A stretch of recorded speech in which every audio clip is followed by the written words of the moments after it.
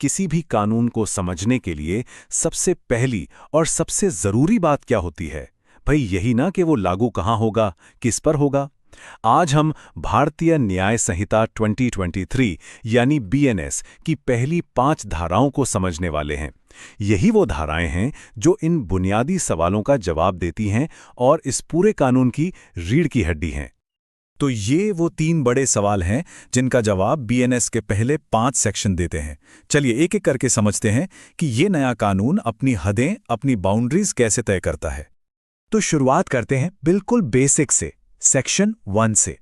हर कहानी की तरह इस कानून की भी एक शुरुआत है। ये सेक्शन इसे इसका नाम देता है, भारतीय न्याय संहिता, और इसका दायरा तय करता है। मतलब ये कानून का झंडा कहाँ कहाँ फहराएगा। अब यहाँ एक बहुत ही दिलचस्प और ज़रूरी बदलाव है। पुराने आईपीसी में ब्रिटिश इंडिया जैसे शब्द इस्तेमाल होते थे जो हमें उस औपनिवेशिक यानी कॉलोनियल दौर की याद दिलाते थे। बीएनएस ने इसे हटाकर बिल्कुल साफ लिखा है, पूरा भारत। ये सिर्फ शब्दों का हेरफेर नहीं है, ये हमारे कानून को एक मजबूत भारतीय पहचान देने की तरफ एक बड़ा कदम है। और देखिए, इस बात पर तो सुप्रीम कोर्ट ने 1951 के स्टेट ऑफ बॉम्बे बनाम नरोत्तम दास केस में ही मोहर लगा दी थी। कोर्ट ने साफ कहा था कि किसी कानून की भौगोलिक सीमा वही होगी जो हमारी संसद उसे बनाते समय तय करेगी। मतलब जो धारा 1 में लिखा है वो पत्थर की लकीर है, ये कानून पूरे भारत पर लागू होता है। अच्छा, तो ये तो हो गई पूरे देश की बात। लेकिन सवाल ये है कि अगर कोई क्राइम देश की सीमाओं के अंदर हो तब क्या होगा? बस यहीं पर सेक्शन 2 काम आता है। यह है टेरिटोरियल जुरिस्डिक्शन का सीधा सीधा सिद्धांत। इसे ऐसे समझें, अगर कोई भी गुनाह, चाहे वो मुंबई की सड़क पर एक चोरी हो या दिल्ली के किसी ऑफिस में धोखाधड़ी, अगर वो भारत की जमीन पर हुआ है तो बॉस उस पर बीएनएस ही लगेगा। बात खत्म। चलिए इसको एक और आसान उदाहरण से समझते हैं। मान लीजिए कोई विदेशी टूरिस्ट भारत आता है और यहां कोई जुर्म कर बैठता है, तो क्या वो ये दलील दे सकता है कि मुझ पर तो मेरे देश का कानून लागू होगा? जी नहीं, बिल्कुल नहीं। जैसे ही कोई भारत की धरती पर कदम रखता है, वो भारतीय कानून के दायरे में आ जाता है। और सुप्रीम कोर्ट ने करतार सिंह बनाम पंजाब राज्य जैसे कई मामलों में इस बात पर पक्की मुहर लगा दी है। कोर्ट ने बार बार ये साफ किया है कि जब अपराध भारत की धरती पर होता है तो कानून अपराधी की नागरिकता नहीं देखता। कानून के लिए सिर्फ एक चीज मायने रखती है, और वो है न्याय। अब तक तो हम भारत की सीमाओं के अंदर की बात कर रहे थे, लेकिन क्या आपको पता है कि भारतीय कानून के हाथ सीमाओं के पार भी पहुंच सकते हैं? जी हां, और धारा 3 और 4 हमें यही बताती हैं कि ये कैसे होता है।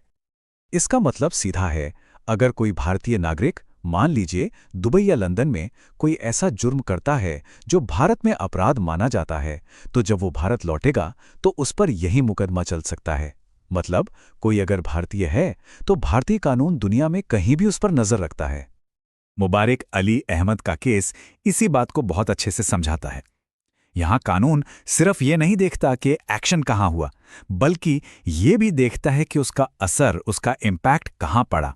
अगर किसी जुर्म की वजह से भारत में कोई नुकसान होता है तो हमारी अदालतें उस मामले में दखल दे सकती हैं, भले ही अपराधी देश के बाहर क्यों ना हो।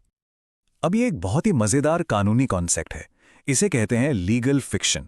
मतलब कानूनी तौर पर हम कुछ मान लेते हैं। इसके तहत विदेशों में जो हमारी एम्बेसी या हाई कमीशन है, उन्हें भारत का ही एक हिस्सा माना जाता है। तो अगर लंदन में भारतीय दूतावास के अंदर कोई चोरी या हमला होता है तो कानूनी तौर पर यह माना जाएगा कि वो अपराध भारत में ही हुआ है और उस पर बीएनएस लागू होगा। तो हमने कानून की पहुंच जमीन पर तो देख ली, देश के अंदर भी, देश के बाहर भी। लेकिन समय का क्या? मतलब ये कानून कब से लागू होता है? इसका जवाब हमें मिलता है धारा 5 में। ये न्याय का एक बहुत ही बुनियादी और जरूरी सिद्धांत है। सोचिए, बीएनएस एक नई रूल बुक है जो आज से लागू हुई है। ये पीछे जाकर यानी पास्ट में जाकर किसी पुराने मैच का स्कोर नहीं बदल सकती। मतलब अगर कोई काम बीएनएस के लागू होने से पहले अपराध नहीं था तो उसके लिए आज किसी को सजा नहीं दी जा सकती। तो क्या यह सिद्धांत एकदम नया है? नहीं, यह पहले आईपीसी में भी था। फर्क बस इतना है कि बीएनएस में इसकी भाषा को और सरल और साफ कर दिया गया है ताकि कोई कंफ्यूजन ना रहे। और सुप्रीम कोर्ट ने केदारनाथ बनाम बिहार राज्य जैसे बड़े फैसलों में हमेशा इस सिद्धांत को कायम रखा है। कोर्ट का मानना है कि लोगों को ये जानने का हक है कि जो वो कर रहे हैं वो कानून की नज़र में गलत है या सही। किसी को उस काम के लिए सज़ा नहीं मिलनी चाहिए जो करते वक्त कानूनी था। तो चलिए, अब तक हमने जो कुछ भी समझा उसे फटाफट एक साथ जोड़कर पूरी तस्वीर देखते हैं। हमने बीएनएस की सीमाओं को हर एंगल से देखा, जगह के हिसाब से भी और समय के हिसाब से भी। यानी धारा 1 इसका नाम और दायरा तय करती है कि ये पूरे भारत के लिए है। धारा 2 देश के अंदर हुए हर अपराध को देखती है, चाहे वो किसी ने भी किया हो। धारा 3 और 4 कानून के हाथ देश के बाहर भारतीय नागरिकों तक ले जाती हैं, और धारा 5 एक टाइमलाइन खींच देती है कि ये कानून आगे देखेगा, पीछे नहीं। ये सवाल बहुत बड़ा है ना? हमने ये तो समझ लिया कि खेलने का मैदान कितना बड़ा है और नियम कब से लागू होंगे, लेकिन इस खेल में फाउल क्या है? मतलब कौन से काम असल में अपराध माने जाते हैं? अपराध की परिभाषा क्या है?